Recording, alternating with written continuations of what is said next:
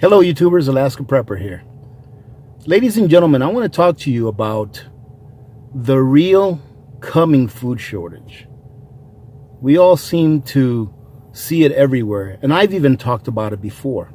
There is a food shortage per se, but I've been saying for a while now that we still have time, and that this food shortage has to do mainly with transportation and with the cough that's going on, and with some of the losses that we had last year due to the weather. Watching the Ice Age Farmer's last video really inspired me to do this video.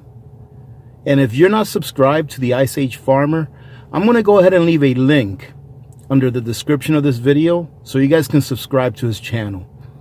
Because the information that he shares with us, in my opinion, is invaluable. And I hope that he continues to do so. And I really hope that he continues to gain subscribers en masse, because what he's putting out there really needs to be heard by everyone, not just 100 or so thousand subscribers that he has. So let me ask you a question. But before I begin, ladies and gentlemen, if you have not seen the video where I reviewed the Through Night TT20, please go see that video, because that video is the entry video for you all to enter our December Holiday Bash giveaway. So again, ladies and gentlemen, let me ask you this question. If there is no lumber to be had to build houses, right? Because most houses, you need lumber to build houses, right? So if there's a shortage of lumber and there's not enough lumber to be had for us to continue to build houses at the rate that we normally build them, do we just have a shortage of housing? But why? Because there's a shortage of lumber, right? That's why. I'm not saying there is. I'm just giving you an example of where I'm going to get to here. So watching the Ice Age Farmer, and earlier this year, I talked about this, about our turnover crop, or our crop that we go over to the new year with. I forget what it's called. There's a technical name for it. But the amount of crops that we have left over after the year that we start the new year with, okay, that is going to be a lot less than what it normally is, or it normally has been for the last several years.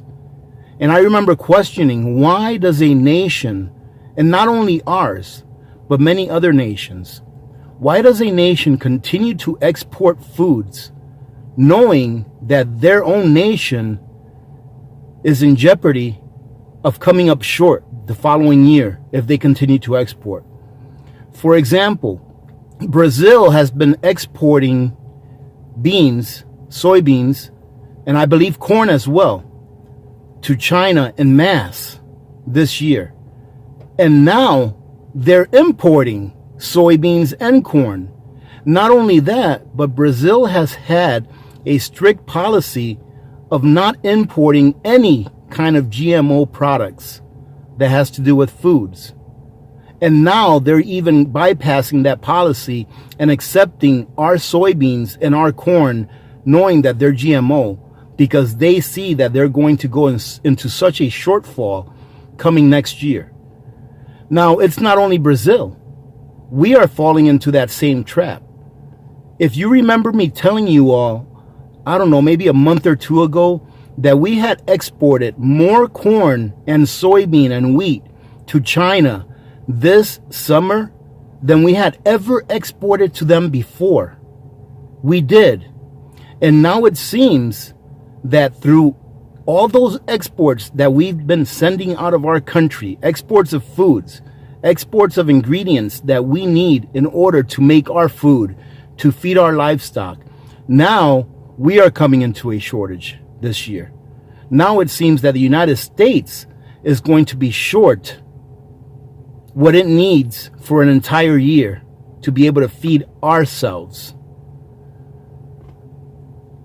So what I have to say is this. I believe that this will be kept out of the mainstream media until the last minute. They will not talk about it until it is really in our faces. So the time to prepare is now. Have any of you heard any of this in the mainstream media?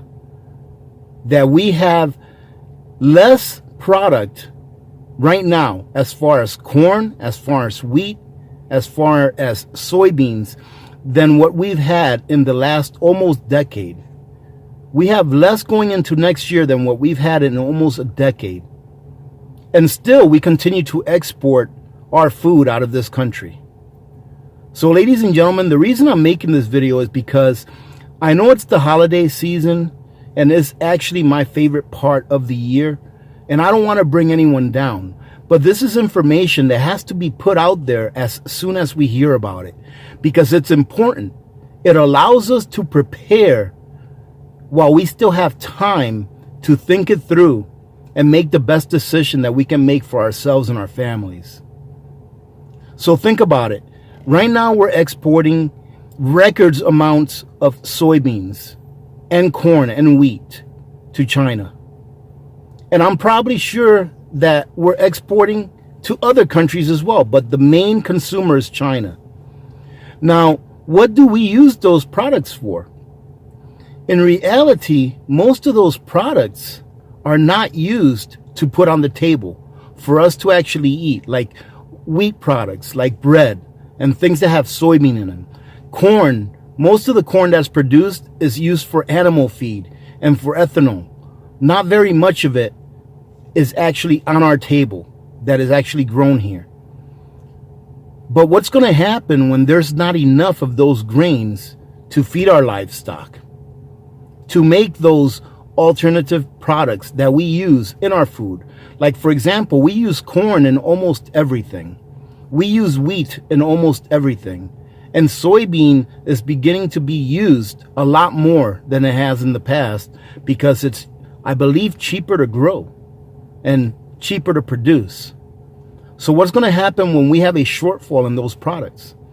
You're going to see the price of your everyday goods go up. And not only that, you're going to see that many brands are no longer available. So for example, you may have ketchup available like we did before, but now there's only going to be maybe 2 or 3 different brands of that ketchup, whereas before there were dozens of brands. So ladies and gentlemen, the message is this. Do what I've been recommending that you do for all of these years. And I truly hope that this video falls on a few people that have not come across this information before, because it is your opportunity to start preparing, right? Start preparing for what's coming. I believe that when the food shortage finally gets here, I mean the real food shortage. I'm not talking about that there's some people now, or actually a lot of people that are going hungry. I'm not talking about that. I'm talking about most people. Right now, the reason a lot of people are going hungry is not only because we have a shortage in some items of foods, but because they can't afford to buy food because of the lockdowns that have been occurring, that have been messing with their income. But when this really comes, I think it's going to come quick. It's going to be like a stock market crash. So prepare now that you have the opportunity to prepare. You know, get those basic things en masse. If you eat rice, don't buy a 20-pound bag of rice. Buy several 50-pound bags of rice and put them away for long-term storage. And hopefully you won't need them, but you'll have that insurance there available to you and to your family, and maybe even some of your neighbors who did not have the forethought to prepare for themselves and their families. This is the time, ladies and gentlemen. I was really thinking about this, and I'm like, do I really want to do this video? This is the holidays. But ladies and gentlemen, we need to stay aware of what is going on, not only in our country, but in our world. China is buying everything. They are buying everything. I mean, there's not one country that you can mention that China is not involved with importing food from them. They are trying to get a year's supply of food for a nation of 1.4 billion people. Now think about that. Think about how much food the U.S. goes through in a year and multiply that times 4, right? Actually, a little more than 4. They have a little more than 4 times the amount of people that we have here in the United States. They are buying everything, and in mass. You know what we need to be doing? We need to be doing what China's doing. Buying everything that we can, put it away, and hope to the good Lord that we'll never have to use it. But at least you'll have it in case you do. All right, ladies and gentlemen, I'm not going to try to make this a very long video. I just want to put this out there because it is important that we stay aware. It is important that even though, for me, this is the happiest time of the year. I love the holiday season. But it is important that we continue to be vigilant as to what is going on around us. That way we can act ahead of time. Let me tell you a quick story. All right. I know you guys like stories, so I'm going to tell you a quick story.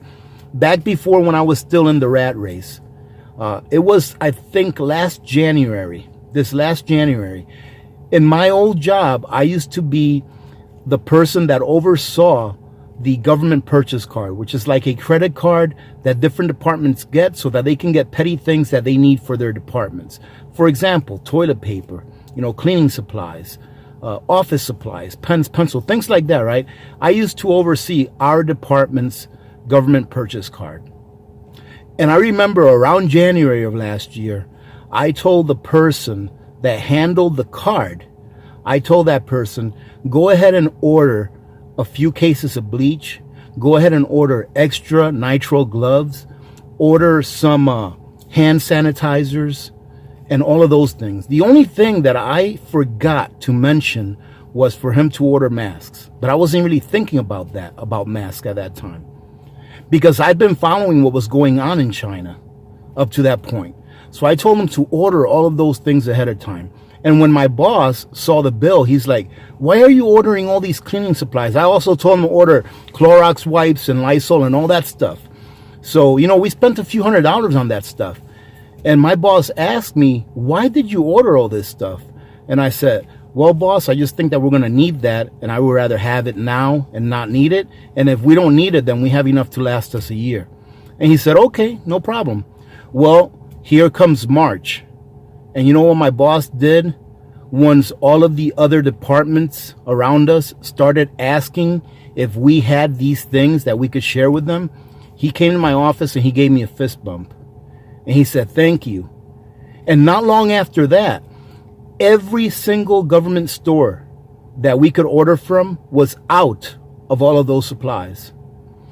Why am I saying this? Because if we can see what's coming ahead, then we need to prepare for it now, that we have the time. Because when it gets here, it may be too late for us to be able to get those supplies and or things that we need. That's why I'm doing this video, ladies and gentlemen. It's because we have to stay vigilant as to what's going on around us and what may come down the road. Having said that, I hope you guys have a great day today. If you didn't see the video that I put out earlier today about the arrow gardens of me planting my winter vegetable crop, take a look at it. A lot of people asked me about that video, and I'm going to go ahead and keep you guys updated as the time goes along as to how well it's doing, if the seeds are germinating and all that kind of stuff. I think it's a great unit. So if you haven't seen that video, I did put that one out today. I hope you guys go take a look at it. All right, ladies and gentlemen, we'll see you tomorrow, Sunday at 12 noon Alaska time, 4 p.m. Eastern for our Sunday live stream. So hope to see you there. And I hope that you guys have a great weekend. Remember to be good to each other. When good people do good things happen. Remember to reach one, teach one, and repeat. If we all did this, the world would be a better place, and you know that it will be a better place. I'm the Alaska Prepper. Many blessings to all of you and your families. I am out.